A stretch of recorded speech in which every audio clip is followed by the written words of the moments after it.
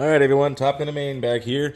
Apologies, I just realized that our full Glock cleaning video never uploaded correctly, and I have been sick for a little bit, so apologies about that. We're going to do it right now, and we'll get it uploaded for you. First thing you want to do is obviously clear the firearm. Make sure you do not get the sequence wrong. First thing you do is drop your magazine, and then rotate and jack out that live round, and then lock it back.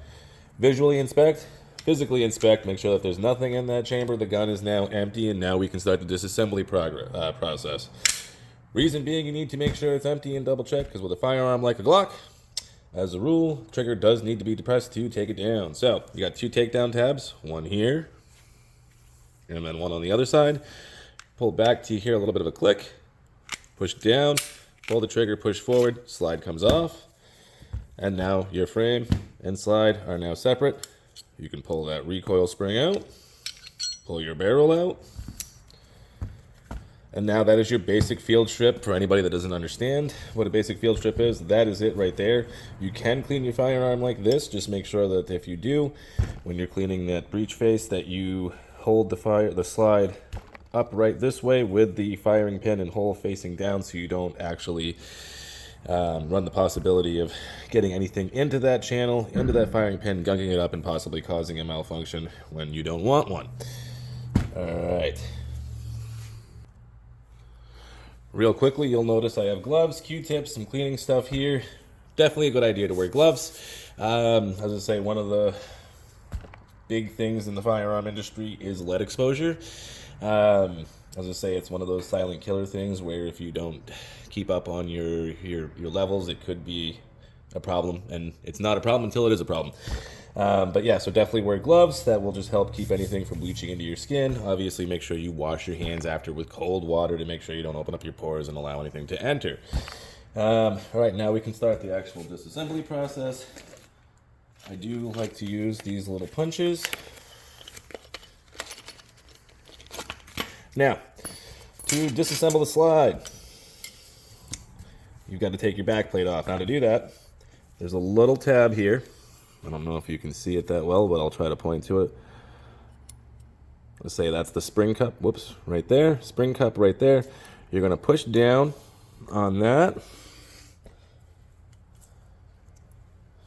Once that's down, you should be able to slide your back plate off. Keep your finger over there. Pull out your firing pin.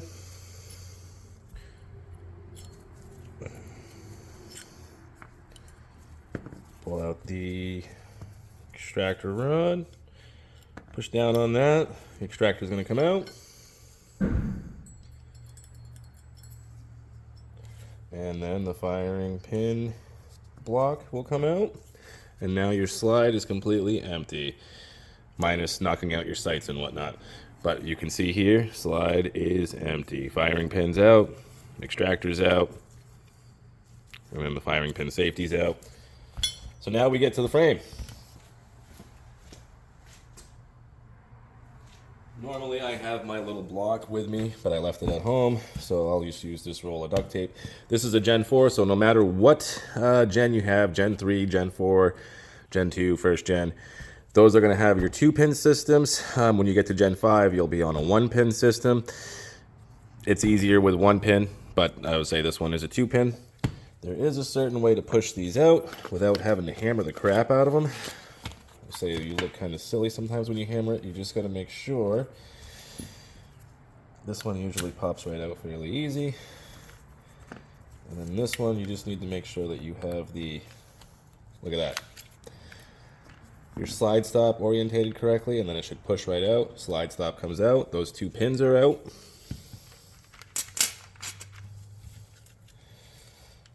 Let's take out the locking block. That comes out. So now we almost have a fully disassembled frame as well. I was going to say, now we just got to take out the trigger housing, and that's going to be held in by this one little push pin here. I always go left to right, and then right to left when I'm pushing it back in. So now that that's out, you should be able to just pull right up on your trigger assembly. Trigger assembly out. This is a Gen 2 pyramid trigger from the Glock store. That's another video. And now look, your frame, minus your takedown pins, is completely empty. Triggers out, everything. So now you can get in there and clean it really good. I'm not going to get into cleaning methods. This is going to be a quick hand clean as a rule. I usually sonic clean my firearms, so with a full clean. Alrighty, so you'll notice I have some REM wipes here. REM wipes, it's more or less a CLP. It's a cleaner, lube, and protectant. Some people will tell you CLPs are nothing great. They prefer to do a cleaner, a lube, and a protectant. Like I said, where I sonic clean my firearms as a rule, it works fine for me. I can sonic clean it, come out of the sonic cleaner, rinse it off, and then I usually go through with a REM wipe, make sure I can wipe it all down, pick up anything that maybe the sonic cleaner missed. As a rule, it doesn't miss much, but I do finish up with a quick wipe down and whatnot, so I'll start there. Like I said, I'm not going to go into full methods of cleaning. You certainly can do it your way. A lot of people will tell you not to get your firing pin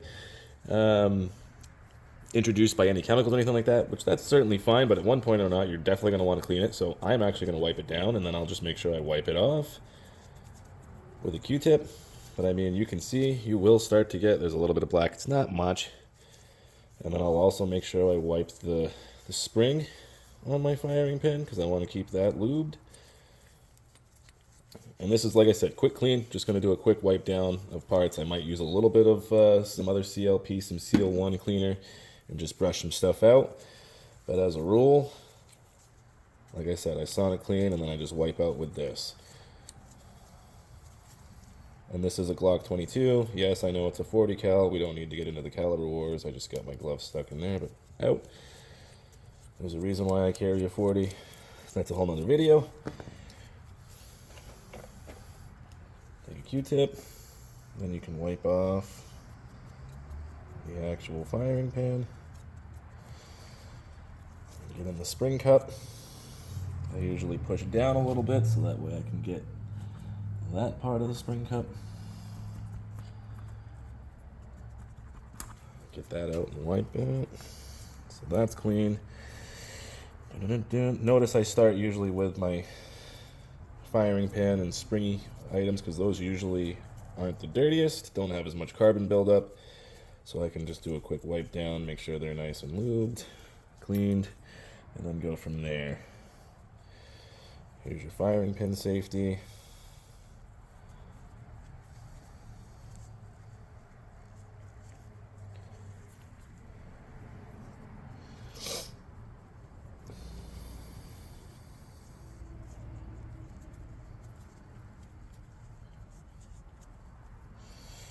Alrighty. I even wipe down my my pins.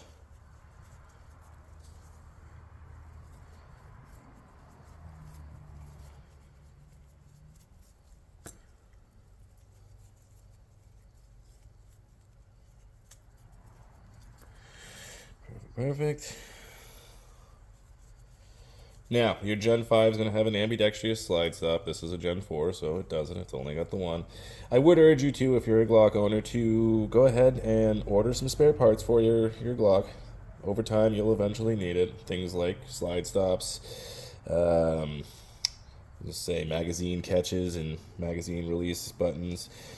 It's not a bad idea to have. If you ever want to upgrade your recoil spring, you certainly can. But I will say I've had my stock one in there ever since I've had this gun, and I've had it for probably, God, maybe a good 4 or 5 years now, and it works fine, runs fine, no issues.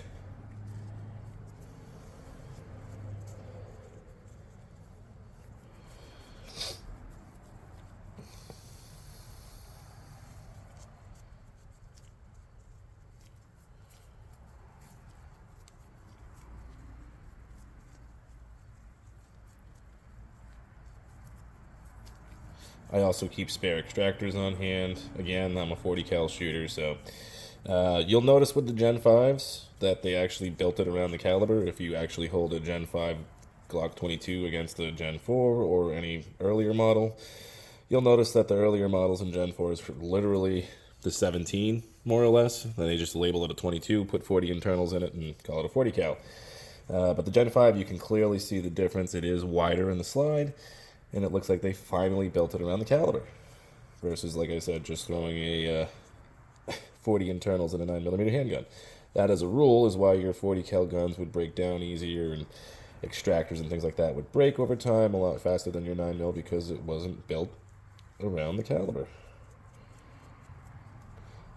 Unlike your steel heavy 1911s, they're built around 45 ACPs. When you notice your other 45s, like if you look at a Glock 21, clearly it's built around the caliber.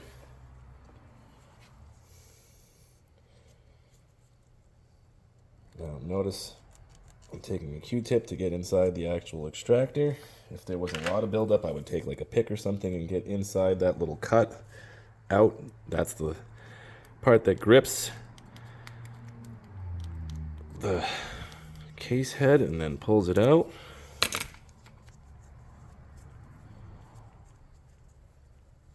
Now, if you're questioning when you should clean your Glock, if it's going to be your actual carry gun, as NRA instructors and USCCA instructors, we encourage people that if it's your carry, your actual defensive firearm, that after you shoot it, you clean it.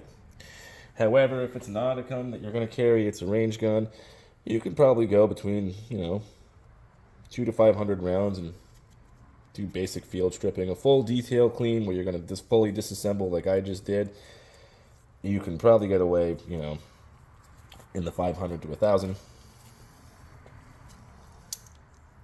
500 to the 1,000 round count before you need to do a full disassemble. Now I'm wiping the trigger assembly. Again, like I said, this is going to look a little bit different than yours because this is a Gen 2 pyramid trigger. Now the housing unit is literally the same. It's literally just this connector and then the shoe and trigger that are different. That's the only replacement part that you get. I will say I do like it as opposed to my stock trigger. There were no issues with the stock trigger, except over time. I know a lot of people say triggers break in and get better. However, I felt mine getting grittier over time, and that's why I decided to rip it out and change it. I will say as an instructor as well, keep in mind any modification you do to your carry gun. We live in a world of litigation. They will most likely use that against you. So sometimes it's best, if it's going to be your carry gun, to keep it stock. Not legal advice, I'm not a lawyer, but just figured I'd throw that out there, that in this lovely world that we live in today, that defense lawyers will, even though you saved your life and did what you had to do, will try to make you pay for something that you shouldn't have to.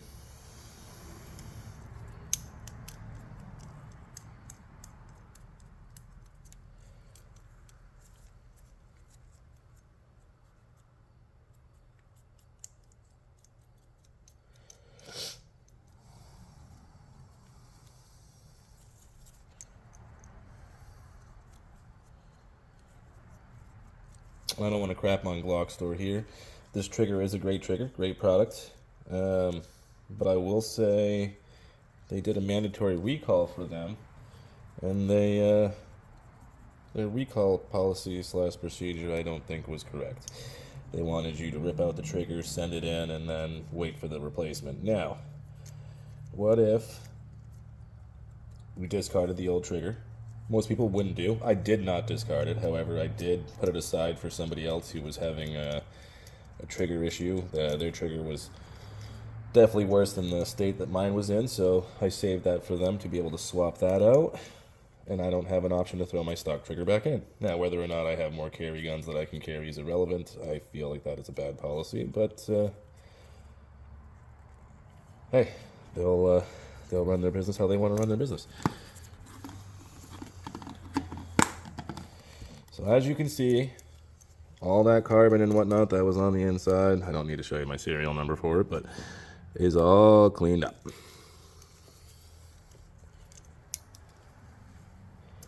Now that's set aside. Now I'm going to go to my guide rod / recoil spring, and you'll see that it's going to pick up a little more. This is obviously dirtier, and then when I get to the barrel, we'll notice a little bit of difference as well. Besides wipes, if I was going to use not wipes and just use like an old t-shirt or something, or a microfiber cloth for cleaning, And I wanted to use a CLP spray. There's several out there. Obviously, we all know the actual CLP from Safariland. Great stuff. Military uses it. There's all kinds of stuff out there. There's Remington, Rem Oil. There's, goodness gracious, Ballistol, Lucas Gun Oil, Lucas Gun products. There's all kinds of stuff you can use. Which is the best and what's right for you is up for you to decide, not for someone to tell you.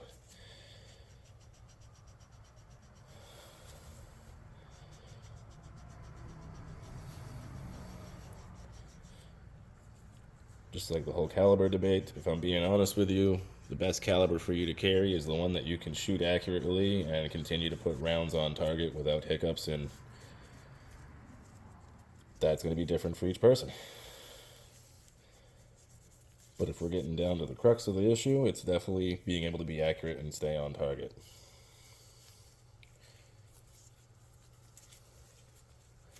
For some people, that's a 380. Some people, it's a 9. Others can shoot a 40, a 45, a 10.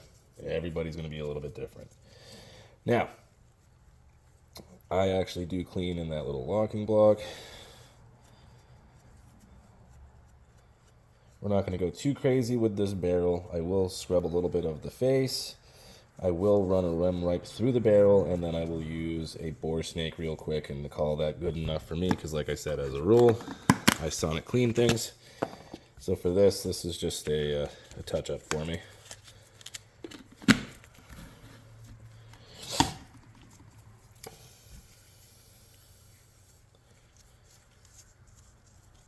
But I do like to be thorough. A lot of people, military white glove.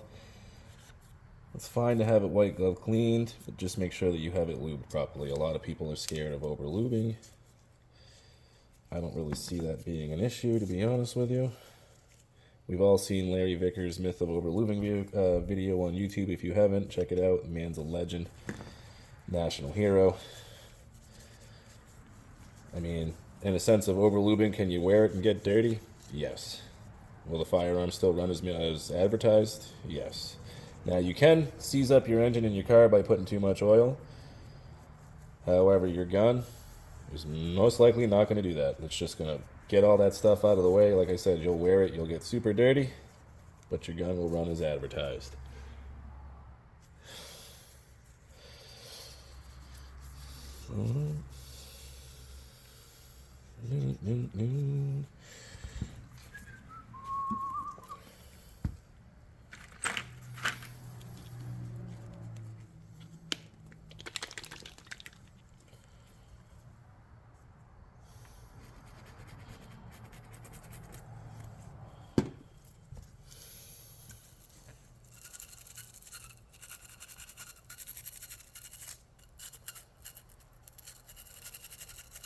One thing I will say I like a lot about this Seal 1 product is that it is completely green engineered. So if that's something that's important to you, I urge you to check out this Seal 1. Great product.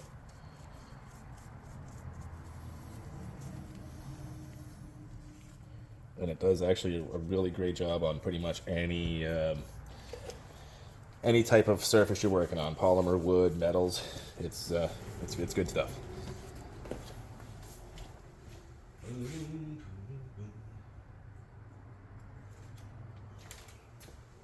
was a little bit cheaper, but that's fine.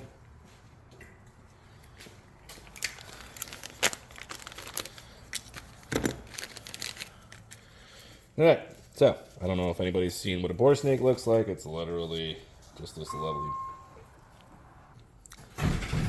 Alrighty, so yes, this is your bore snake. Barrel badger, whatever you want to call it. There's all kinds of different names out there. So you've got your end with some wire bristles and your cloth. This is to pull any debris and that lands in grooves in your rifling of your barrel. And then this is to trap it and pull it out on the way out. You do have a weight on the end of one. This is what's going to go first. And it's going to go from the breech towards the muzzle, not the other way around, because you never want to reintroduce stuff into your chamber. It's always chamber out. So notice that goes through. We'll pull, way on down, and see how it starts, and then you're just going to pull it through. And then I would urge you to check See what it looks like, see if you need to get anything else in there. You can do the old school method of a rod and brush, certainly can. You'd attach your brush end to the rod, and then again, breech to muzzle, go down through, unscrew, pull the rod out. Reason why is you don't want to reintroduce everything that you previously pushed out of the barrel back in. So you would unscrew, pull it out, reattach, punch through again, and then after that, unscrew, pull your rod out. Then you would attach your jags for your patches to run through, and then you would keep running patches through until it came out clean and dry. So, barrel is done. Now we're going to move on to the slide. And again, I'm not going full detail. I'm just going to wipe off the exterior real quick around my sights. And I will take a Q-tip and obviously wipe that off. I'll even get in the grooves of the slide serrations, because we all know over time, daily carry, you're going to get all kinds of fuzzies, and to quote our chief instructor here at Top Gun, Don Mayotte, get it all full of muss. But see how black and dirty all that carbon is coming out of the slide? And again, this is completely empty, so I'm not so worried about, but notice I'm naturally keeping the slide with the firing pin and everything where the firing pin channel is pointed downward.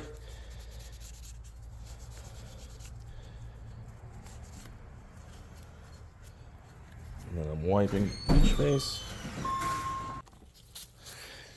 All right. And I know this is a little bit longer video. It's because I'm being a little bit more winded and actually talking.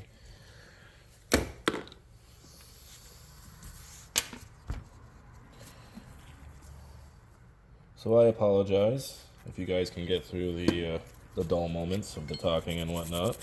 But I did want to make sure that you guys had a good idea of how to fully field strip and clean your Glock pistols. I actually owe this to another channel. It's called Good Luck America. It used to be Think Like a Cop. Rick's the guy that runs the channel. Good guy. Definitely opinionated, but nothing wrong with that, aren't we all? I kind of align with his views and agree with a lot of things he says, but he was the first one to, that I saw anyway, put out a fully field strip and cleaning Glock video. And that's how I learned how to do this. So I want to give him the credit where credit is due. And he was ex-law enforcement. I do urge you to go ahead and check out his channel. As I say, I feel like YouTube censors a lot of his stuff or demonetizes, and he doesn't get the credit for stuff. Unfortunately, that's the world we live in. Some people, views aren't aligned. That's a whole nother video on a whole different topic. But I just like I said, wanted to make sure I gave him the credit, and definitely encourage you to check out his channel. If it's not for you, that's not a problem. You don't have to subscribe, but definitely check him out. Very knowledgeable gentleman. I'm pretty sure he hails from the great state of Texas. I've already let him know in comments and whatnot that if he's ever in the great state of Maine, to check us out. He's got friends here. Now, Q-tips. Well, I'm going to get in the firing pin safety.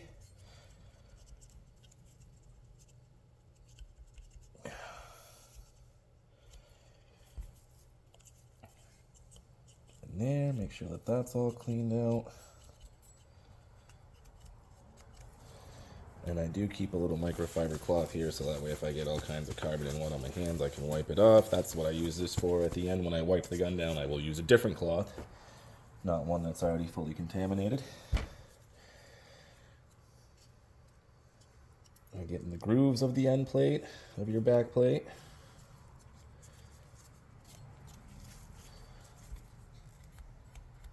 Now I have the breech face facing upwards as I use the Q-tip to remove anything left behind. It's fairly clean though. When I usually look for a smallest one I can get, because I do get a Q-tip to actually run down where that extractor rod goes.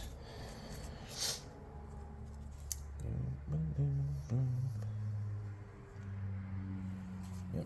say the extractor depressor plunge. So I get it in there, and then I do use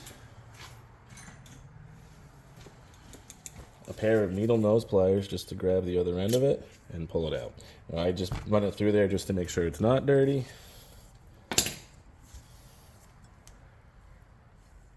If you ask me, this is pretty clean now. Pulling the Q-tip along where the slide rides on the frame. And now that's pretty much done. Again, my gun isn't that dirty at the moment, so it's a little bit easier for me to clean this. Now, I'm just going to wipe out the frame real quick, because again, like I said, it's not that dirty. There is obviously some carbon in here, because the gun has been shot.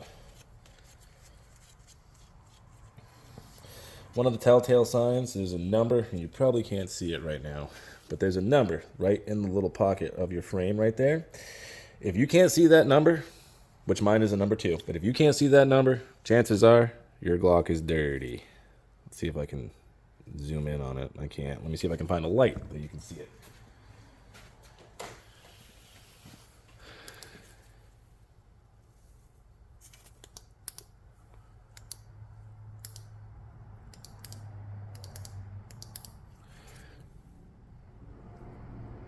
Well, it's not very bright.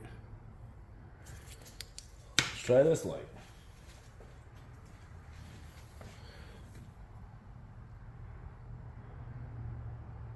There, now we can kind of see it. You see that number 2 in the pocket? So mine's not that dirty. That's my golden rule. If you can't see that number, if you can't read that number, you gotta clean your Glock.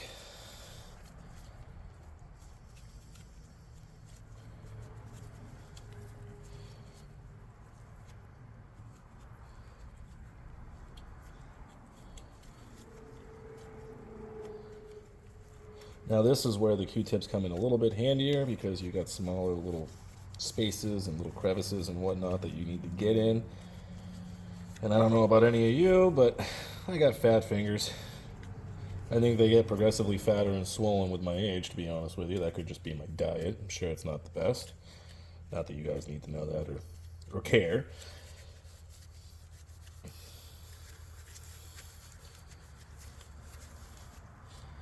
Now, I know I didn't take the magazine release out. I could do that, but it's not needed. I can show you how to swap it out. That'll be a different video, and I'll make that a lot quicker, I promise, because that's an easier task at hand.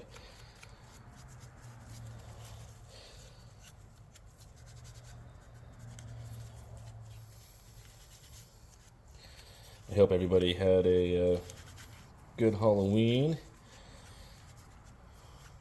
I'm sure we're all sharing the same sentiment. I'm glad that the elections are over. Maybe now we can get a little bit of a break from all these ads. I won't get into the election status or what I feel, because, again, it's probably for a different channel, different video.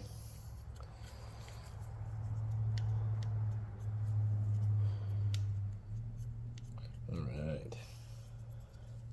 So I don't know if you guys can see that well, if you've been able to see, but getting Q-tips in there.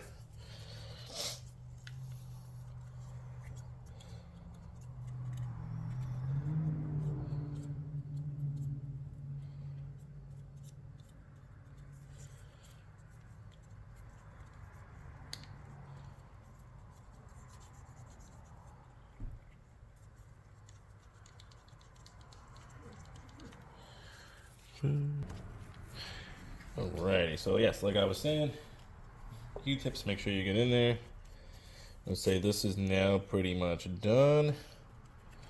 I apologize while it was paused for a second as I had customers come in. I was able to just keep going on it and get it pretty much to that level where it's done. So now we're going to reassemble. Now, I start with my frame first, and the first thing I'm going to put back in is going to be the trigger.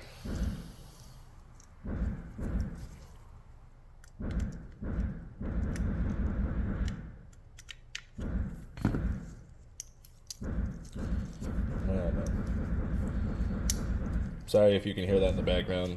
We do have a range here at the shop as well, so there's somebody in there actively shooting, which is probably what you're hearing. If you were hearing those boom, boom, boom, boom, boom, boom, booms. Alright, so pop that back in. And make sure that it's even. Oh, I went too far.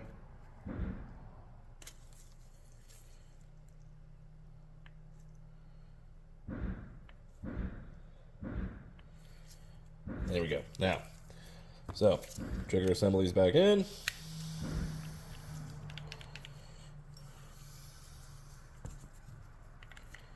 Put our locking block back in. Our slide stop back in.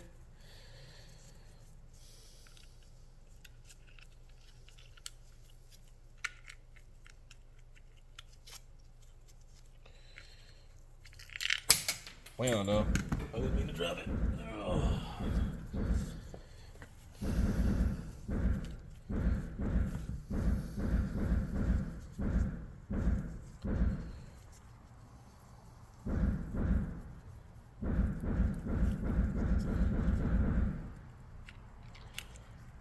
All right, slide stop is in.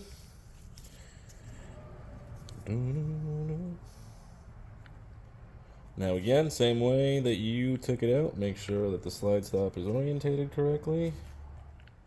And if the trigger is orientated correctly, you should not have to hammer this in. It should just pop in like that. If you're hammering these pins, you do not have it lined up correctly, and you are working too hard. Now, biggest thing to remember when you're popping this in is, I don't know if you can see it all that well. I'll try to get as close as possible. And I'll see if I can use my light again. Now, there's that little wire sticking up, and you see how it's over the top of that pin. See that right there? That little wire? That's got to go underneath. If it stays above, it will not work correctly. So, to fix that, back that out a little bit, take a small flathead, and I will push that down.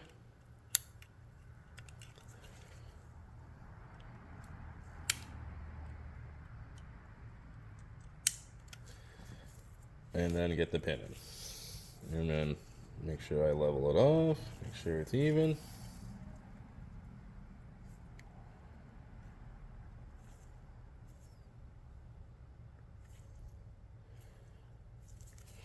Now, I don't know if you can see, but that pin is now underneath.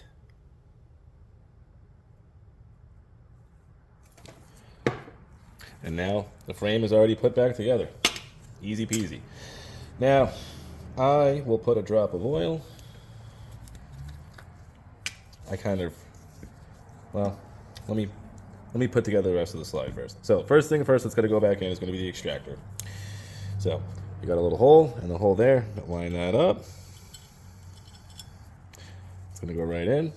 And then you need your firing pin safety plunger. That's what holds this in. Now your Gen 5 is going to be a little bit different. Your Gen 4 is in lower. Earlier models are going to have just the rounded firing pin safety. Your Gen 5s are going to have that little groove. Just make sure you have it orientated correctly. You'll know because it won't go in. Push down. Once I push down, that now locks that extractor in place. Now, you've got to make sure that you keep components facing each other. So this is a metal extractor. This is the extractor depressor plunger. So metal on metal, our end cap is plastic. So the plastic plunger part is going to be facing you. You should always see the white little plunger. So that'll go in. I don't know if I showed you guys, but I think that was part when you guys weren't there. When I paused it real quick, I did wipe inside where my firing pin goes and the firing pin channel and cleaned all that out. So yeah, you would take a Q-tip, get in there. That's if you did introduce anything in there, you would be able to get it out. Notice there's still a little bit. Again, like I said, I didn't go too crazy because I can sonic clean this and that will fix that problem for me. But yeah, you'll get right up in there. You'll be able to see the Q-tip right at the firing pin hole.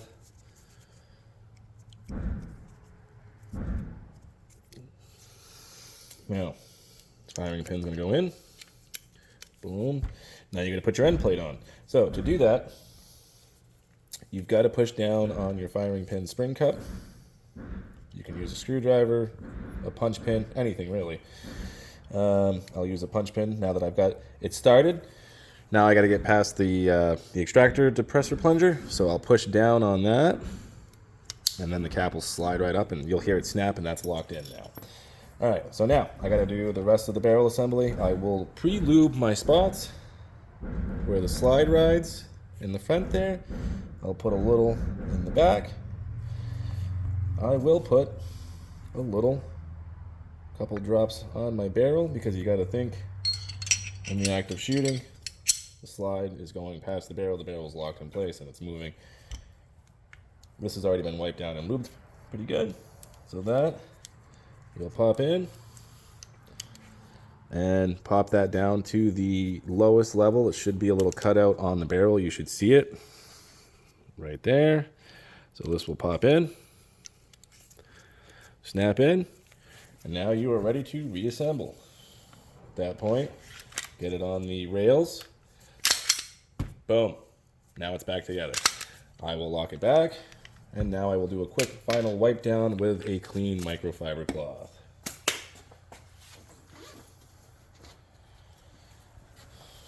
Got this lovely green one. I will now close it. I know it's empty. I did inspect it. I haven't put a magazine in. I didn't chamber anything, so I know that it is empty.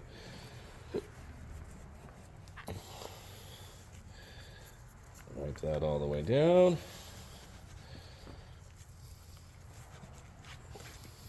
Wipe the frame. Make sure I didn't leave anything on the trigger. And then I will take a Q-tip at the end, go through any groove spots, make sure I didn't leave any lube or anything down behind there. That's clean, that's good. I'll go into my slide serrations. Use a Q-tip to scrub those out real quick. Those aren't bad.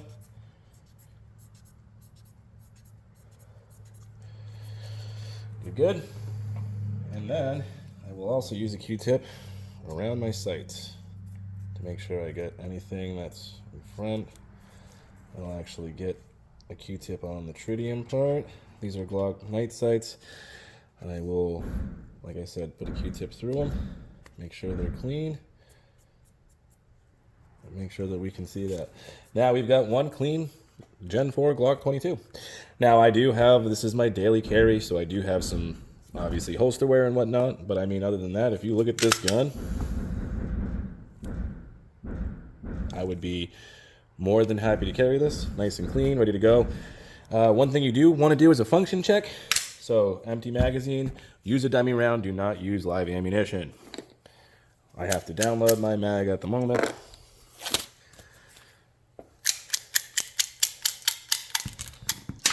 So that way I can show you. We should have a dummy round in the bag. I'm really hoping I do. Somewhere here.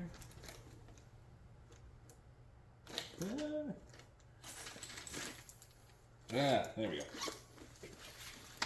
Down in the front here. All right, so this is a dummy round. It's an A-zoom snap cap. So, to function check, I didn't clean a magazine. I can show you guys how to do that later. I will pop in the dummy round, insert the mag, chamber the round, make sure it chambered, drop the mag. I know it chambered.